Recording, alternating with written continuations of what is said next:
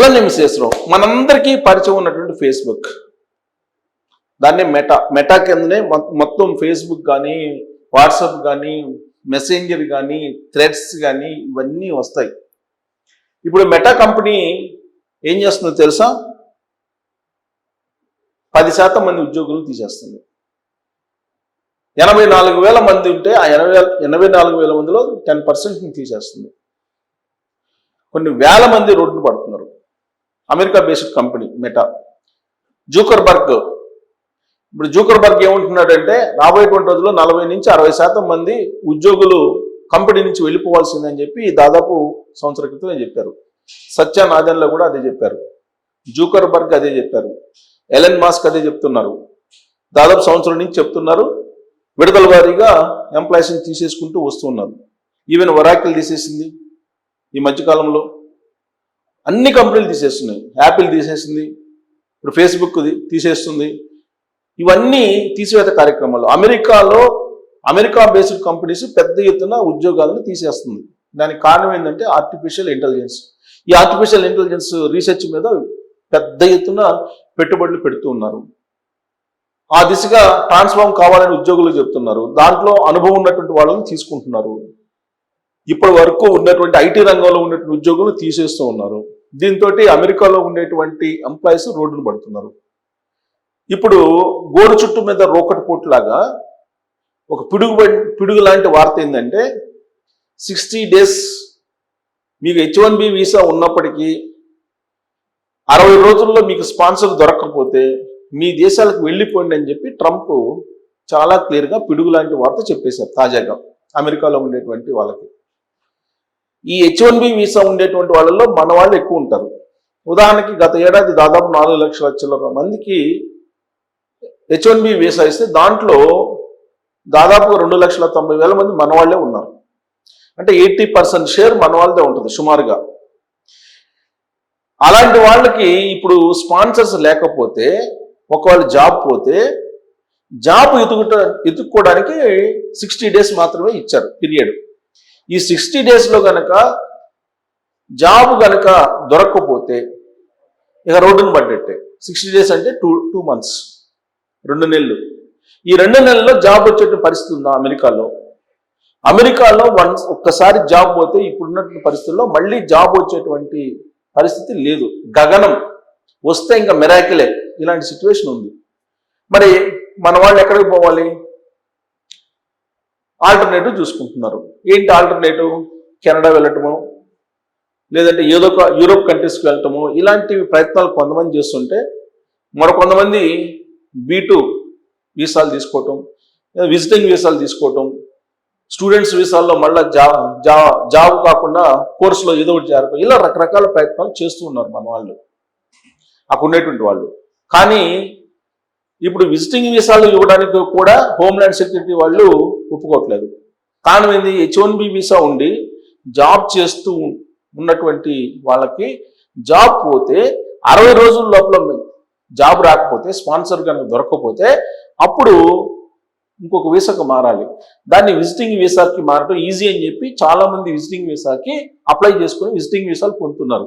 ఈ విషయం homeland security గ్రహించి భారీ ఎత్తున విజిటింగ్ వీసాలను కూడా తిరస్కరిస్తుంది అక్కడ.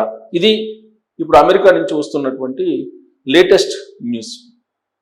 అంటే ఎక్కడా కూడా సర్వైవ్ కావడానికి అవకాశం లేకుండా అమెరికా ప్రభుత్వం చేస్తుంది. ప్రత్యేకించి ఇండియన్స్ మీద కాన్సన్ట్రేషన్ చేసింది. ఇండియన్స్కి ఉద్యోగాలు ఇవ్వద్దు అని చెప్పి అక్కడ ఉండేటువంటి మల్టీనేషనల్ కంపెనీలకి అమెరికా అధ్యక్షుడు ట్రంప్ చెప్పాడు అని అంటే ఇండియన్స్ అంటే ఎంత ద్వేషం పెంచుకున్నాడు ట్రంప్ అనేది స్పష్టంగా అర్థమవుతుంది. ఫస్ట్ ఆయన అమెరికా అధ్యక్షుడిగా అవగానే రెండోసారి ఇల్లీగల్ ఇమ్మిగ్రెంట్స్ అన్నారు. ఈ ఇల్లీగల్ ఇమ్మిగ్రెంట్స్ అంటూ అనేక దేశాలకి డిపోర్ట్ చేశారు. ఎవరిని? ఇల్లీగల్ ఇమిగ్రెంట్స్ అని చెప్పి చాలా మందిని సొంత విమానాల్లో కాళ్ళు చేతులు కట్టేసి పంపించేశారు. ఆ జాబితాలో మనకు దాదాపు 2-3 విమానాల్లో పంపించేశారు కొంతమందిని. ఆ తర్వాత ఏం చేశారు? ఇమ్మిగ్రేషన్కి సంబంధించినటువంటి మొత్తం చట్టాలని కఠినతరం చేసేసారు. అమెరికన్ ఎంబసీలు వీసాలు ఇవ్వకుండా, అసలు వాళ్ళ స్లాట్లు ఇవ్వకుండా కొన్ని రోజులు గడిపేశారు. ఆ తర్వాత స్టూడెంట్స్ అమెరికా వెళ్ళి యూనివర్సిటీలో చదువుకునేటువంటి స్టూడెంట్స్కి రిస్ట్రిక్షన్స్ పెట్టారు. అక్కడ వెట్టింగ్ చేస్తున్నారు, సోషల్ వెట్టింగ్ చేస్తున్నారు. ఈ సోషల్ వెట్టింగ్లో అనేక మంది వీసాలను కోల్పోయి తిరిగి ఇళ్లకు వచ్చినటువంటి వాళ్ళు కూడా ఉన్నారు. కానీ అక్కడ యూనివర్సిటీలో చేరి చదువుకొని అక్కడే మాస్టర్స్ చేసి అక్కడే ఉద్యోగం పొందాలి అనుకుంటున్నటువంటి వాళ్ళ మీద ఈ వెట్టింగ్ అనేటువంటి అస్త్రాన్ని వేశారు. దాంతోపాటు ఎవరైనా సరే ఇల్లీగల్గా జాబ్ చేస్తే, జనరల్గా మన వాళ్ళు అక్కడ పోయి చదువుకుంటారు, చదువుకునేటప్పుడు ఓపీటీ మీద కొంత జాబ్ చేసుకునే దానికి అవకాశం ఉంటుంది. దానికి కొంత పీరియడ్ ఇస్తారు. ఈ పీరియడ్లో జాబ్ చేసుకోవడానికి అవకాశం ఉంటుంది. అలా కాకుండా ప్రైవేట్ జాబ్స్ చేసుకొని డబ్బులు సంపాదించుకుందాము అని అంటే మాత్రం కుదరనటువంటి సిచ్యువేషన్ని క్రియేట్ చేశారు అక్కడ. ఒకవైపు హోమ్లాండ్ సెక్యూరిటీ, మరోవైపు నేషనల్ గార్డ్స్, వీళ్ళందరూ చెక్ చేస్తూ ఉన్నారు. ఈవెన్ H4 వీసాలు, డిపెండెంట్ వీసాలకు కూడా పని చేసుకునేదానికి అవకాశం లేకుండా చేశారు. వాస్తవంగా అంతకుముందు ఉండేటువంటి బైడెన్ H4 వీసాల మీద పని చేసుకునేదానికి అవకాశం ఇవ్వాలని చెప్పి ప్రయత్నం చేశారు. కానీ ట్రంప్ వచ్చిన తర్వాత డిపెండెంట్ వీసాలు అసలు వీలున్నంత వరకు రిజెక్ట్ చేసేటువంటి ప్రయత్నం, అలాగే H1 మీద పనిచేసేటువంటి వాళ్ళ మీద రిస్ట్రిక్షన్స్ ఇవన్నీ పెట్టారు. తాజాగా అసలు H1Bకి సంబంధించిన నామ్స్నే కంప్లీట్గా మార్చేస్తూ ఒక బిల్లు తీసుకొచ్చారు. ఏడాదికి హైయెస్ట్ ఎవరైతే తీసుకుంటారో శాలరీ వాళ్ళకి ఫస్ట్ ప్రయారిటీ ఇవ్వాలి H1B వీసాలు జారీలో. లాటరీ సిస్టమ్ కాకుండా హైయెస్ట్ ఎవరు శాలరీ తీసుకుంటున్నారో వాళ్ళ ద్వారా H1B వీసా ఇవ్వాలనేటువంటి సిస్టమ్ ఒకటి తీసుకొస్తున్నారు. ఇలా రకరకాలుగా వీలున్నంత వరకు ఇండియన్స్ని వెనక్కి పంపించే ప్రయత్నం చేస్తూ అమెరికా ప్రభుత్వం చేస్తూ ఉంది. అక్కడ ఉండేటువంటి వాళ్ళు కూడా కొంతమంది మాట్లాడుతూ ఇప్పుడు ఉన్నటువంటి పరిస్థితుల్లో మీరు అమెరికా రావద్దు అని చెప్పి చెప్తున్నారు. తామే అమెరికా రావాలని చెప్పి అనుకుంటున్నామని చెప్పి 140 మంది అభిప్రాయాన్ని వ్యక్తం చేస్తూ ఉన్నారు. ఇది సర్వేల ద్వారా వచ్చినటువంటి రిపోర్టు. మరి ఇప్పుడు బాంబు లాంటి వార్త ఏంటంటే, మెటా మీకు వర్క్ ఫ్రమ్ హోమ్ ఇస్తాము అని చెప్పి సింగపూర్లో ఉండేటువంటి వాళ్ళకి కానీ, కెనడాలో ఉండేటువంటి వాళ్ళకి కానీ, ఇతర దేశాల్లో ఉండేటువంటి పనిచేసేటువంటి వాళ్ళకి కానీ వర్క్ ఫ్రమ్ హోమ్ ఇస్తాము అని చెప్పి మెటా చెప్పి ఎర్లీ మార్నింగ్ ఉద్యోగాల నుంచి తీసేస్తున్నాం అని చెప్పి మెయిల్స్ పంపించిందంట మెటా. కొన్ని వేల మందికి ఆ విధమైన మెయిల్స్ పంపించిందంట. వర్క్ ఫ్రమ్ హోమ్ ఇస్తారని చెప్పి ఎక్స్పెక్ట్ చేస్తే ఉద్యోగులు సడన్గా రిమూవల్, జాబ్ పోస్ట్ అని చెప్పి మెయిల్ ఇచ్చింది. ఈ మెటా నుంచి వచ్చినటువంటి మెయిల్స్ని చూసినటువంటి కొన్ని వేల మంది ఇప్పుడు సోషల్ మీడియాలో మెటా గురించి మాట్లాడుకుంటున్నారు, మెటా గురించి కామెంట్స్ పెడుతూ ఉన్నారు.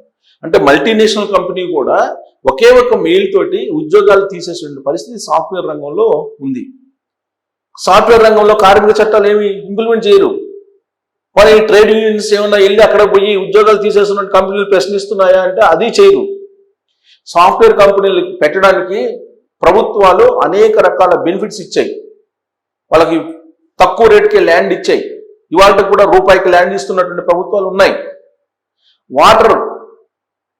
వాటర్ ఇస్తున్నారు, ఎలక్ట్రిసిటీ ఇస్తున్నారు, అనేక రిజిస్ట్రేషన్కి సంబంధించిన బెనిఫిట్స్ ఇస్తున్నారు. అనేక రకాల బెనిఫిట్స్ ఇచ్చి వాళ్ళని ఆహ్వానించి కంపెనీలు పెట్టండి అని చెప్పి, ఉపాధి అవకాశాలు ఇవ్వండి అని చెప్పి తీసుకొస్తే ప్రభుత్వాలు ఇవాళ ఉద్యోగాలు లేకుండా తీసేస్తున్నారు మెయిల్స్ తోటేనంటే మరి గవర్నమెంట్స్ ప్రశ్నించాలి కదా, ఎందుకు ప్రశ్నించట్లేదు? ఒకవేళ ఒప్పందం ప్రకారం ఉద్యోగాలు కనుక ఇవ్వకపోతే ఆ ల్యాండ్ లీజ్కి ఇచ్చారు కాబట్టి దాన్ని మళ్ళీ వెనక్కి తీసుకోవాలి కదా ప్రభుత్వాలు. కనీసం 2-3 కంపెనీలకు అలా తీసుకుంటే అప్పుడన్నా ఉద్యోగాలు తీసేయకుండా ఉంటారు కదా. ప్రభుత్వాలు ఆ దిశగా ఆలోచించట్లేదు. ఒక్క మెయిల్ తోటి దాదాపు 84,000 మంది ఉంటే 10% దాదాపు 8,400 మందిని మెటా కంపెనీ ఒక మెయిల్ తోటి తీసేసింది, గ్రూప్ మెయిల్ తోటి తీసేసింది. ఇది కేవలం మెటాకే కాదు, మెటాతో పాటు అనేక కంపెనీలు ఇలానే తీసేస్తున్నాయి. సాఫ్ట్వేర్ ఉద్యోగులు ఇవాళ ఉద్యోగం ఉందంటే రేపు ఉంటుందో ఉండదో అనేటువంటి ఆందోళనలో ఉన్నారు. ఈ ఆందోళనతోటి పనిచేయటం అనేది క్రియేటివిటీ కూడా రాదు. దీని అంతటినీ సెట్ చేయాల్సింది ఎవరు? ప్రభుత్వాలు. మరి ప్రభుత్వాలు ఎందుకు పట్టించుకోవట్లేదు అని అంటే ప్రైవేట్ కంపెనీలు అంటున్నారు. మరి ప్రైవేట్ కంపెనీలకు ఎందుకు బెనిఫిట్స్ ఇచ్చారు? కొన్ని కోట్ల రూపాయలు, కొన్ని లక్షల కోట్ల రూపాయలు విలువైనటువంటి బెనిఫిట్స్ ఆ కంపెనీలకు కల్పించారు. మరి ఇప్పుడు నిలదీయాల్సింది ఎవరు? వర్క్ ఫ్రమ్ హోమ్ అని చెప్పి ఉద్యోగాల నుంచి తీసేస్తాం అని చెప్పి మెయిల్స్ వస్తే ఏం చేయాలి అంటే రేపు వర్క్ ఫ్రమ్ హోమ్ ఇచ్చేసి అందరినీ ఇంకా ఇళ్ల దగ్గరికి పంపించేసి ఇళ్ల దగ్గర ఉండమని చెప్పాలని చెప్పి ఈ మెటా కంపెనీ మిగతా కంపెనీలకి సందేశం ఇస్తుందా?